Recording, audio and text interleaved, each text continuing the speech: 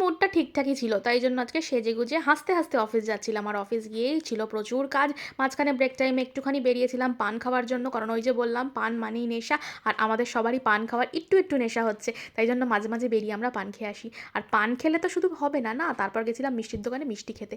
ফেরার সময় আজকে গেছিলাম হচ্ছে কলকাতা শপিং এক্সপো, এটা একটা ট্রেড ফেয়ার যেটা ইডিএফ এ হচ্ছিল সাউথ সিটির সামনে। এটা অনেক কাল আগের ভিডিও তোমাদেরকে, তাই আমি আর ডেটাগুলো দিচ্ছি না, কারণ তোমাদের কাছে সেটা ইররেলিভেন্ট। এখানে প্রচণ্ড ভালো ভালো জিনিস ছিল। প্লিজ কেউ আমাকে গালাগাল করো না যে আমি তোমাদের কেন জানাইনি, কারণ ভিডিওগুলো আমার সবসময় লেটে যায়, আমি টাইম টু টাইম এডিট করে সঙ্গে সঙ্গে দিতে পারি না।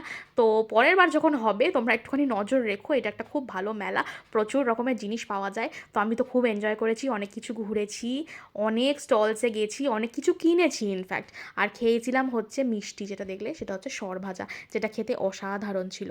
তো আমি কী কী কেনাকাটা করেছি সেটা তোমাদের অন্য একটা ভিডিওতে দেখাবো। আজকের মতো চলো টাটা, বা বাই।